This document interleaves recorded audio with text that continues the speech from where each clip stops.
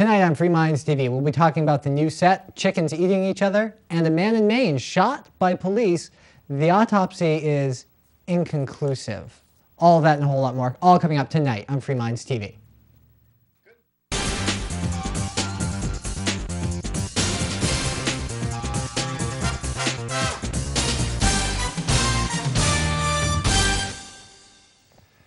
And welcome to a brand new edition of Free Minds TV, where we consistently challenge you, the viewer, to think outside the box. It is episode 156, and it is still Toby here with you. And Nick. And Nick, I guess, unfortunately, we don't have the hot sauce that you will be drinking on the air. I know a lot of people were probably looking forward to that. I was looking forward to it. I had the bottle all picked out, the hottest hot sauce there was. I had a large shot glass for you, but unfortunately, you I actually came through and made a set, which is around looks us. Pretty great. Now, just as a point of order, this isn't going to stay here. There was just one little part of the set that didn't quite get done. Like maybe a half a shot of Tabasco sauce. Well, it was a there was a technical problem. Basically, I screwed something up trying to put a pattern on it, and it wasn't worth putting up. Yeah. So better than just have this thing filling in the space for this week. Yeah, and but it's going to look good.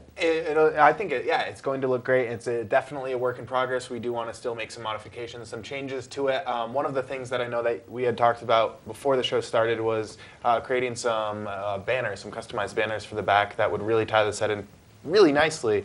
Unfortunately, there's a little bit of monetary cost with that, about $300 or so, that maybe you're going to do the hot sauce as a fundraiser for. I might. If we can set up, say, some kind of a chip-in account on our website or something like that, and get enough people to say that they would give us money if I did a shot of Tabasco sauce on air during the TV show, then we could do that. All right. We would pay for the set. So, well, I'm going to do it, Nick. I'm going to put in the chip in later this week. I'll put it up on the site, and you can go in, you can chip in using PayPal. Because I know a lot of people were disappointed. And if it was worth even $1 to you, I will. To see me drink hot sauce on air. Right. I mean, I would pay somebody to watch that. Yeah, and it's going to be hot sauce. It's not going to be this mild crap. So that's what I'm going to do. I'm going to set it up. I mean, I'll help chip in for it even, and I know that there's a lot of people. So if you have $1 out there you want to throw to this, log on to freemindsmedia.org, chip in $1. We'll have to have a third party verify that it's actually hot sauce, because I know some of you are probably thinking through the magic of TV, it could be watered down ketchup. I wouldn't let Nick just drink watered down ketchup. That won't be happening. No. Neither will the voice of God, Rick, back there in the background. It's not going to be happening. So if you want Nick to not be able to talk during the show because his mouth is on fire, log on to freemindsmedia.org and help finally tie the set together. Anyways, enough talking about the set. We do have a lot of stories to get into. As you said in the beginning, we will be talking about a man who was shot by police officers, died, but not really sure how he died. Still, the coroner's inconclusive results. We'll be getting into that story. We also have a story coming up about Freedom Fest and Free Keene, some of the activism that's going on right here where we're reporting from in Keene, New Hampshire. Free Keene, the movement to move liberty activists to New Hampshire as a part of the Free State Project to fight for more liberty and freedom. Well, some of these people have done it with civil disobedience, and after Freedom Fest, they decided to go and protest at the jail because some of them are behind bars, and, well, a record number of them have been arrested, more than ever before. Yeah. And I guess the Freedom Fest was a big success. I didn't make it out, but I guess it was hundreds of people. There were a lot of people out there, so we'll be talking about that in a little bit. But first, I want to be getting into some unintended consequences. Yes, what happens when you allow a chicken to think outside the box, or I guess get outside of its teeny little cage? Well, turns out that these moves to free these caged chickens and allow them to spread their wings and be with their little friends has not done them very much good. It's caused them to eat each other, in fact. Yes, this coming from the AP. As more states move to ban restrictive livestock cages, the campaign to free egg-laying hens from cramped cages and shift them to animal rights pens, these bigger, larger pens, could be more inhumane than keeping them in small, confined cages. Yes, researchers say that decades of breeding to make the white leghorn hens that lay most of the nation's eggs more productive have also boosted the birds' territorial instincts, making them prone to pecking and attacking so fierce that they're often called cannibalism. Yes, our nation's hens that are being freed, I think there's about 7 different states that have adopted these regulations to free the birds, the hens from their little cages, put them into larger cages where they can run around with each other and open their wings and stuff. Well, I guess each chicken would need its own individual large cage, or we need to breed a new kind of chicken. Because years of keeping them in captivity and breeding for hens that lay eggs, about 300 to 320 a year is what these leghorn hens lay. Most of the nation's eggs are made that way, have caused them to become very territorial. So Nick, the question is, do you free them and put them with their friends and allow them to eat each other, keep them in their small cages, or should we saw off their beaks, which is happening now, so that they don't peck each other to bits? Which is the most humane thing to do? And I'd like to point out there's terribly humane. The most humane thing is what researchers are trying to do, which is breed a chicken that's fit for life. Yeah, can lay eggs and be with its friends without eating them. That would be ideal. It's going to take many, many years, though. So what do you do in the meantime? The laws have been passed. We've got to free the chickens, Nick. Do we let them eat each other? Do we saw off their beaks? Now, the same advocates, animal advocates out there that campaigned and got these laws passed to free the chickens also say it's very inhumane to chop off their beaks or singe them so they can't eat each other. What should we do? You could put them in their own individual large cages, but then there's going to be about $12 for a dozen eggs. No, I don't want to pay for that. That's a lot of extra overhead. I don't know how much I care about it. What will end up happening is that they will clip their beaks. I mean, that's what's happening. If it's required by law that they have to put the chickens in a larger enclosure, they're not going. The farmers are not going to lose money by putting one chicken in each enclosure. They're not probably going to risk the fines by keeping them individually in the small cages that they're currently in, and they're not just going to let their animals eat each other to death, because then they're not laying any eggs. That's a lot of lost money. So we'll just cut part of the chicken off, and that'll fix the problem. I guess that's more humane than keeping them in a small cage, maybe. And this is one of the unintended consequences that you get when people think in the very short term. Yeah, it's funny. They don't really consider some of these things. Well, what's so interesting about this, Nick, is the reason I wanted to talk about this story isn't just because of the chickens. I mean, yes, we've talked about, and not only chickens, but the whole livestock and meat industry out there, here at least in the United States and a lot of Western cultures as well, is extremely inhumane to animals. I'm still going to be eating meat. I'm still going to be eating eggs. The stuff you get in the supermarket, a lot of it comes from pretty gross conditions. Most of it out there. It's pretty awful for the animals. Now, you can raise the animals in better conditions, but you are likely going to pay more. Right, or you're going to get unintended consequences like this. And I wanted to bring that up because no matter what law that's passed, even if it feels so good and makes you feel all warm and fuzzy inside and we're being so nice to these chickens, well, guess what? There's always going to be unintended consequences for it. You're never going to be able to get rid of that. No matter what the law is, there's always going to be some kind of a blowback to whatever it is. I mean, who knows how big the unintended consequences will be, but there's always going to be some. And I think people need to remember that when they're putting these millions and millions of laws out there. It should also be noted, I didn't know this. I thought they had small cages in order to save space and money. Well, that's part of it, but it was also the people who built the cages knew that they were aggressive chickens and would peck their eggs to bits and fight with each other, their neighbor next door and the next door neighbor cage, if they were allowed to have larger cages, and if they also have the lights dimmed because that makes them more aggressive and stuff. So, I mean, it's not just to save money that they were cramped up like this. It's just the breed of the chicken. They're ornery. Yeah, I mean, that was the unintended consequence of breeding them selectively with an eye only towards their egg production. Yep. You were selecting other traits too, and apparently chickens that lay a whole lot of eggs, they're also territorial and they kill each other. Unfortunate. But their you know beaks. What? I still love my eggs. If you have a solution for this, we'd love to hear it. fmtv@freemindsmedia.org is the address. I know my mom's always trying to give me chickens. I grew up on a farm, so we had chickens running everywhere, laying eggs everywhere. They weren't the angry chickens that tried to eat each other. Normal chickens that, if people who have chickens, they're not these, I think they're white leghorns. They're those are the commercial variety in these factory farms that I'll admit I don't like the conditions there all that much myself, but it's a very specific breed. If you have chickens in your backyard or as pets, they aren't these ones. But they're not going to lay 320 eggs a year either. Right. They'll lay for half the year.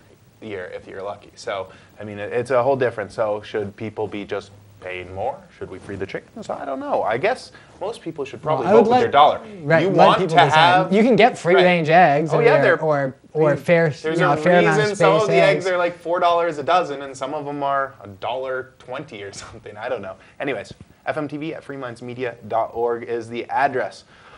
All right, we do need to talk about this Free Keene Fest and what's going on here. A lot of activism going on, a lot of different people with different opinions. Is this activism helping with the civil disobedience, people getting arrested? Well, one thing it's certainly doing is getting out in the open, and it's certainly getting a lot of attention now, especially for viewers outside of the area. They recently just moved the jail from out in the woods, out in a small town called Westmoreland, and right onto busy Route 101 in Keene, New Hampshire. Got a lot of people upset, and it got some protesters out there. That's why it led up to a lot of these arrests. But Nick, I'll turn it over to you. Talk a little bit about the entire day that led up to the arrest, including Freedom Fest and some 420 activism and other stuff, and then we'll... Well, yeah, I mean, it was pretty much the normal activism that you would see at the Free Keene Festival, which a lot of that was civil disobedience, too. Now, the police didn't actually make a showing at the Free Keene Fest, which was held at Railroad Square, like it has been the last several times. It's a biannual event that happens twice a year, usually once at the beginning of the warm part of the year and once more towards early fall. And activities that were taking place that you think the police would have been interested in included probably open alcoholic containers, there was some cannabis there, gambling. This is mostly like penny poker, but still technically illegal to play for any amount of money in the state of New Hampshire. And unlicensed food sales and vendors, which is also illegal. Now, the police didn't actually show up there. I guess a lot of other people did. There were, the estimates I heard were anywhere from like 350 to 500 people turning out, with say 150 people there at one time because the event ran for a few hours. Then, of course, there's the 420 event, also civil disobedience taking place on Central Square in Keene, the center of town, basically the town common, taking place at, go figure, 4:20 in the afternoon. And then a lot of the activists headed over to the jail to protest because there's Russell Canning is in there, who's an activist who's been active in the liberty movement in New Hampshire. He's being housed currently at the Cheshire County Jail. So the activists went over there, circled the building, I believe with signs, things like that. I assume they were pretty close to the jail. And, well, police responded. Yeah. And 12 of the activists were arrested because they refused to leave.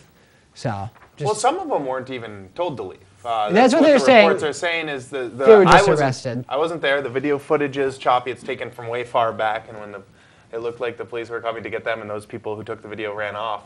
But it looked like some of them are claiming that they were never asked to leave. They were just in the parking lot, and then they were in cuffs, being led into the jail. Some of them were asked to leave, and then were arrested after that.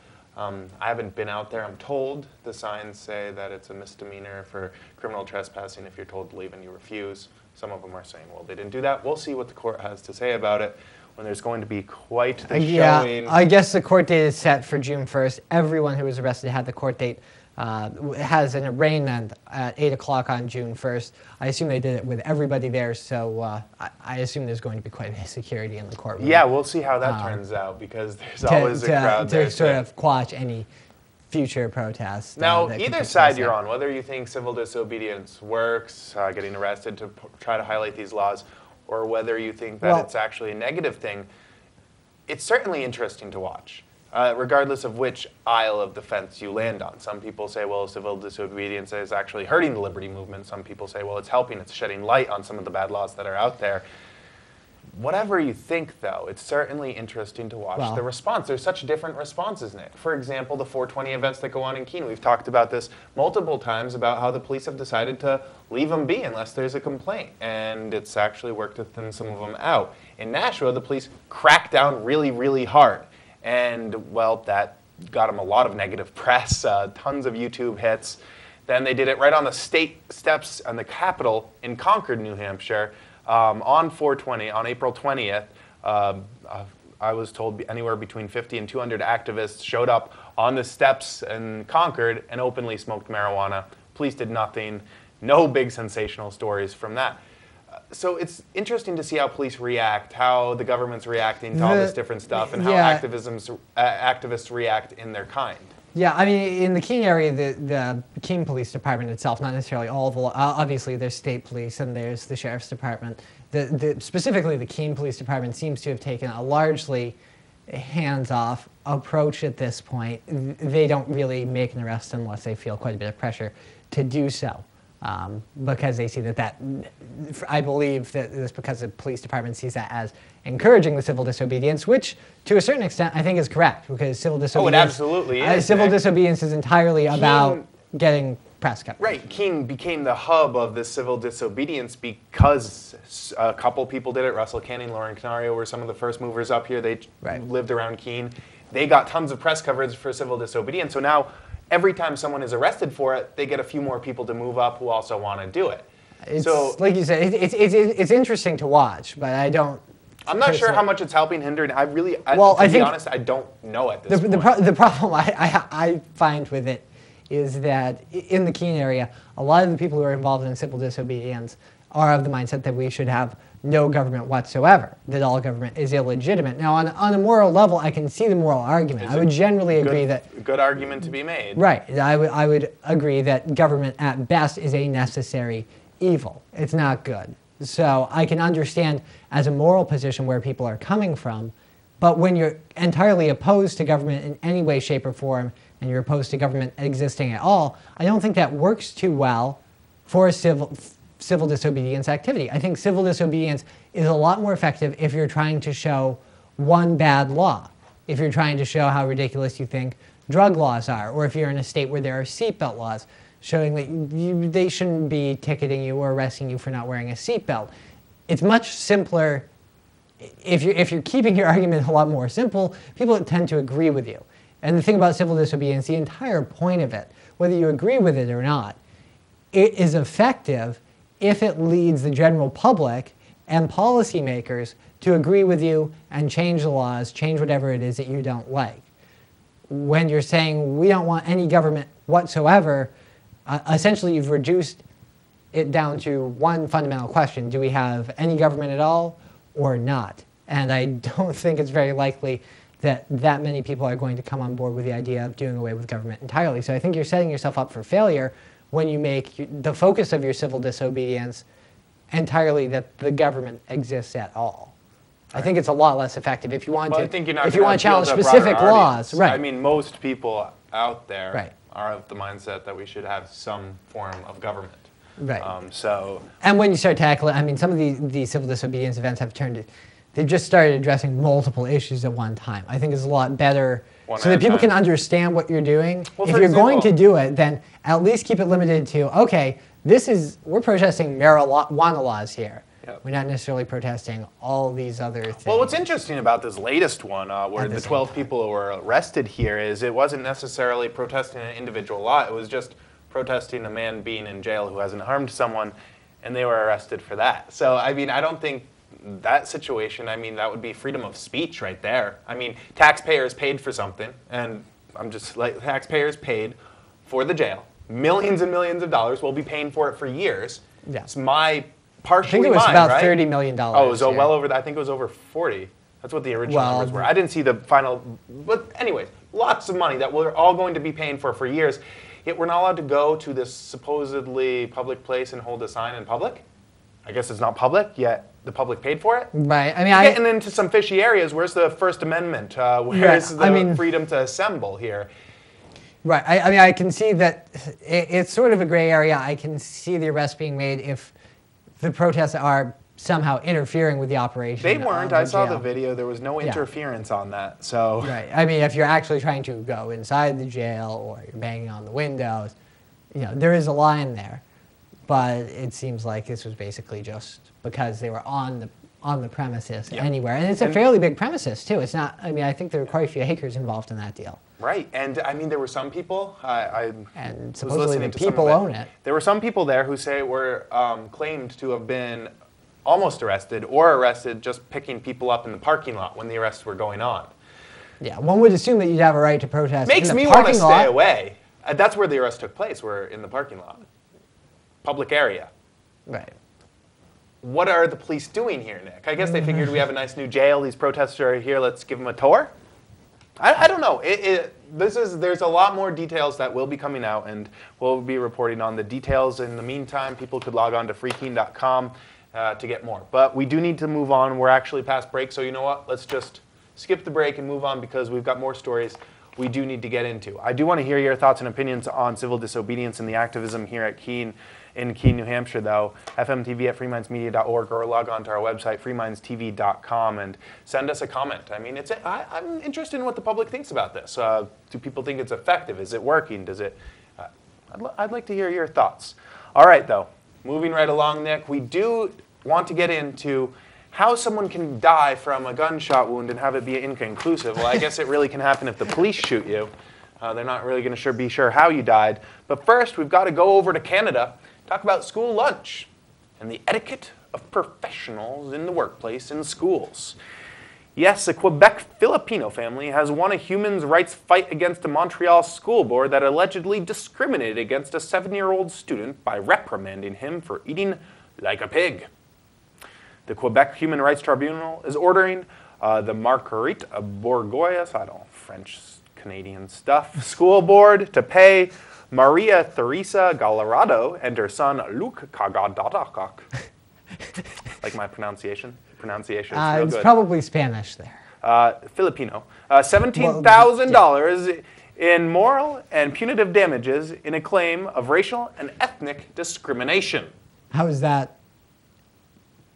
I butchered his name, racial. Nick. They should sue me, too. How is that racial? Well, you know why? I haven't gotten into the article, Nick. You took my notes. I was trying to see how you pronounce the names. Yeah, I'll give it to you in a second.